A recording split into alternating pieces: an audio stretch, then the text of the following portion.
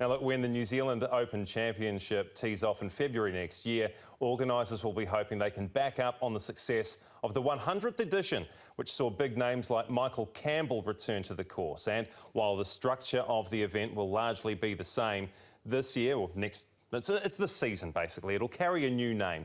Sky's long been a broadcast partner of the Open, but 2020 will see it take naming rights of the tournament. Joining us now is the chairman of New Zealand Golf, John Hart. Wonderful to see you on Sky Sport News. Thanks for having me. Let's talk about Sky's association with the New Zealand Golf Open first. What does this announcement mean? Well, Sky have been a great partner of this event for 9 years, since its inception as a Pro-Am tournament down in Queenstown. And, you know, they have been a significant partner, and now they're just stepping up their involvement to help us grow the event. I mean, Sky's investment in local sport in New Zealand is fundamental to the success of sport in New Zealand, and this is another example of Sky working with a sporting organisation to grow the international coverage and grow the presentation of our event. Do you need myself and Kate to get involved? Probably knowing your golf, no. Okay, but Kate's very good. Well, Kate, you're I'm actually not very good. Let's establish that right now. You're better than me. I can hit it off the ground. Who are you excited about seeing turn up to the 101st edition? Well, it's always a bit early at this stage to say, but look, we will get the best of Japanese tour, the best of Asian tour, the best of Australasian tour.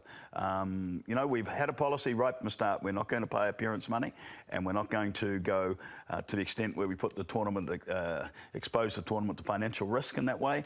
But we will have a great turnout of a number of, you know, the top 300 players. I'd say we'd have 15, 20 of the top 300 players in the world. And in golf, that's substantial. As Goran said, it's the 101st edition, but how do you plan on backing up from the 100th, which was, you know, such a big fanfare and a big event? Yeah, and it was a fantastically successful event, but, you know, each year we look to improve and increase, and so already we've got some great ideas that are going to make the 101st a very special tournament, and so we're developing those with the team. I've got a great team of people who work on this tournament. We're working all year round to create this event. It's become an iconic event on the New Zealand sporting calendar. We're very proud of it.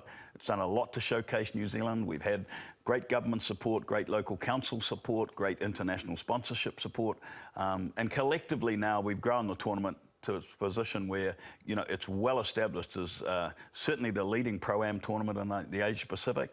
Voted by the Australasian players as the best tournament on the Australasian tour. So every year we're just trying to improve a little. And can I just quickly get your thoughts on the New Zealand Women's Open, because obviously that was scrapped last year. How are negotiations going to get that going for next year? Well, in fairness, I'm not involved in that at all. My role is chairman of the Millbrook Tournaments, who own the New Zealand Men's Open, so I can't comment on the New Zealand Women's Open other than I know that New Zealand Golf are doing everything they can to get a showcase event for the ladies' game.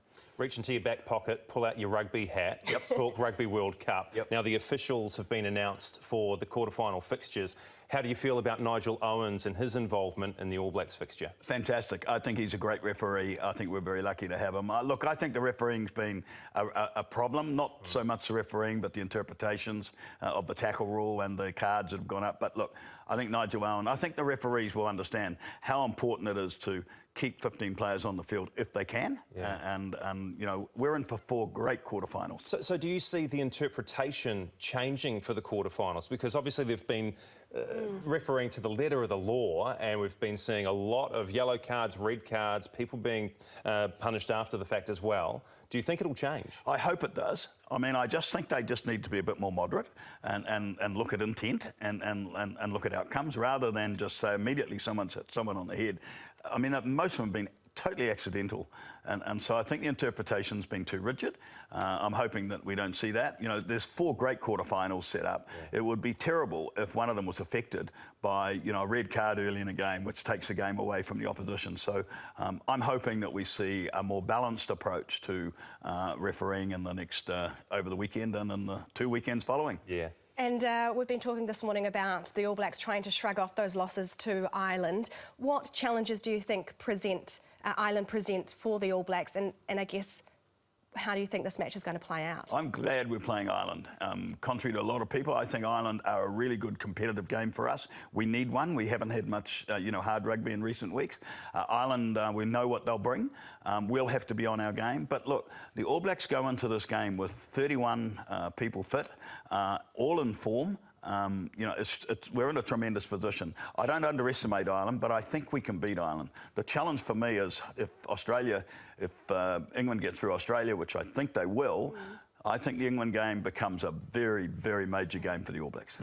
John Hart, thank you so much for your time this morning on Sky Sport News. All the best with the New Zealand Golf Open and have fun in Japan.